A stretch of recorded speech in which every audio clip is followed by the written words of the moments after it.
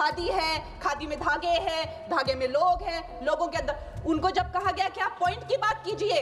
अध्यक्ष महोदय जी, मैं आपकी बहुत धन्यवादी हूं कि आपने मुझे चुनावी सुधारों पर बोलने का मौका दिया है, खासकर इसलिए क्योंकि मैं एक नई सांसद हूं, मुझे दूसरों का नहीं पता उनका कैसा अनुभव रहा, लेकिन पिछला ये 1 साल मेरे लिए खासकर विपक्ष से रिलेटेड जो है बहुत ही ज़्यादा चिंताजनक रहा है। एक तरह से ट्रॉमेटिक मैं इसे कह सकती हूँ।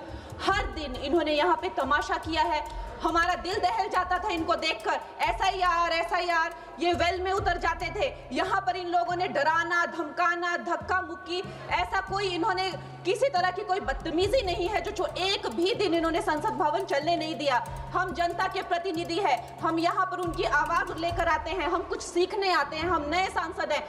इन्होंने संसद अगर पिछले 2-3 दिन को छोड़ा जाए तो साल पर शायद ही थोड़ा चलने दिया है। एसआईआर कर करके इन्होंने यहाँ पे तमाशे किए, लेकिन अब जब इनको बोलने की बारी आई एसआईआर पे, तो अध्यक्ष महोदय जी हम देख रहे हैं कि कल leader of opposition Rahul Gandhi ji ने, मुझे लगा क्या खुलासा होगा, हम भी बड़े उत्सुक थे, सारी साल हमने एक ही शब्द सुना है, अब ये क्या ग्रैंड रेवलेशन होगी। लेकिन राहुल गांधी जी जो लीडर ऑफ ऑपोजिशन है, उन्होंने कल जब कहा खादी है, खादी में धागे हैं, धागे में लोग हैं, लोगों के अंदर, उनको जब कहा गया कि आप पॉइंट की बात कीजिए, तो उन्होंने कहा कि मैं अपना फ्रेम कर रहा हूं, मैं अपना आर्ग्यूमेंट फ्रेम कर रहा हूं। और इतनी देर बाद जब वो फ्रेम करके पहुंचे तो ले देकर वो वापस उसी अंतर्राष्ट्रीय मूल की महिला।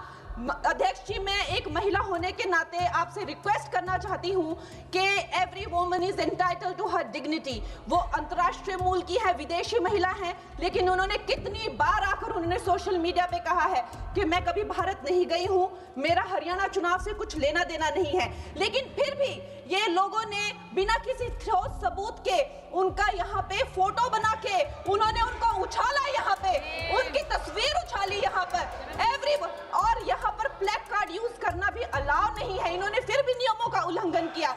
मैं चाहती हूँ सबसे पहले तो मैं सदन की तरफ से उन महिला से बहुत ही माफी मांगती हूँ कि इस सदन में बिना उनकी आजकल जो पर्सनैलिटी राइट्स का भी एक बहुत बड़ा क्राइम होता है, उसके उपरांत उनका फोटो यहाँ यूज किया गया, मुझे बहुत खेद है। भारतीय संसद भवन की तरफ से हम उनसे माफी मांगते हैं। और ये देखिए, महिलाओं का हमेशा ये अपमान करते हैं, लेकिन हमारे प्रधानमंत्री चाहे बेटी बचाओ बेटी पढ़ाओ हो, महिलाओं को शौचालय देने से लेकर, महिलाओं को गैस देने से लेकर, महिलाओं को जो है वो छात्रवृत्ति न जाने कितनी ऐसी योजनाएं हैं। कांग्रेस वालों, शायद तुम लोग ये समझ नहीं पा रहे हो, ईवीएम्स हैक नहीं करते हैं प्रधानमंत्री लोगों के दिलों को हैक करते हैं। और ये लोग दुहाई देते हैं कि वो जो पुराने जमाने के दकियानूसी, वो जो चिट कागज पे लिखकर जो मतदान होता था वो सबसे अच्छा था। ये लोग भूल गए वो दिन, आप लोग भूल गए वो दिन। इंदिरा गांधी वर्सेस राज नारायण का केस, उसको जो है इतिहास में the case that shook the nation के नाम से जाना जाता है। उस पर मैंने एक फिल्म भी बनाई हुई है। वोट चोरी और वोटों की धांधली के लिए एक प्रधानमंत्री पे एक साधारण से नेता ने केस किया था और उस धांधली में वो पकड़ी गई थी।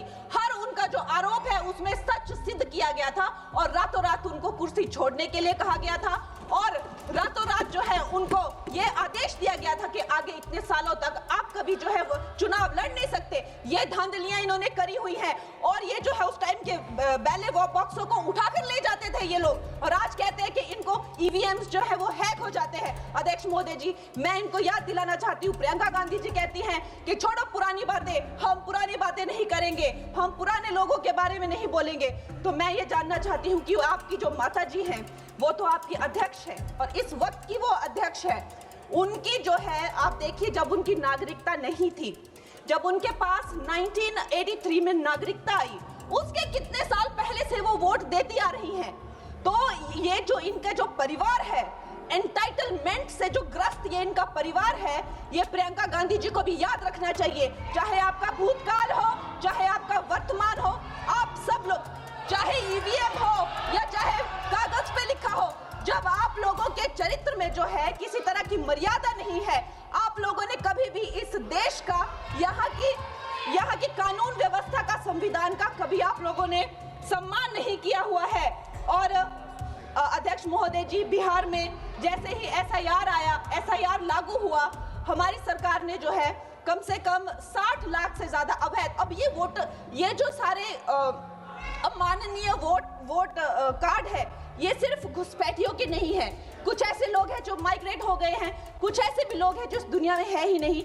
60 लाख से ज्यादा। और अगर वो लोग जेन्युइन थे तो उन्होंने, किसी ने तो रिक्वेस्ट करनी चाहिए थी कि भाई मेरा वोटर आईडी कैंसिल हुआ है।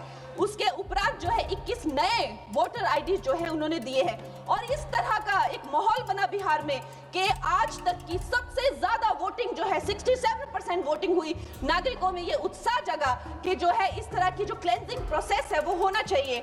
मैं एक देशभक्त होने के नाते अध्यक्ष महोदय जी, मैं ये प्रपोज करना चाहती हूँ कि हमारे देश में जो है हमेशा महीने 2 महीने बाद हमारे जो शीर्ष नेतृत्व हो गए, सारे अधिकारी हो गए, हमारे जितने भी रिसोर्सेज हैं, हम लोग उनको हर महीने 2 महीने में इलेक्शंस में जो है पुश कर देते हैं। इससे हमारे देश का बहुत ही भारी नुकसान होता है।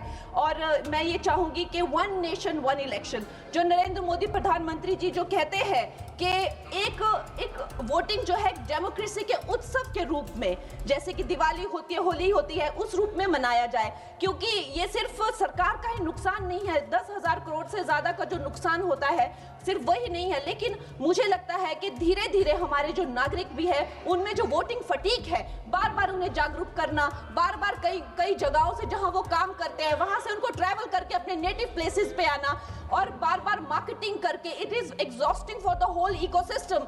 तो मैं ये प्रपोज करना चाहती हूँ कि 1 नेशन 1 इलेक्शन को लाया जाए। और ये जो भी हमें जिस तरह की जो असुविधा होती है हर महीने 2 महीने में इलेक्शंस की, उससे जो है हम बच सकते हैं। जय हिंद।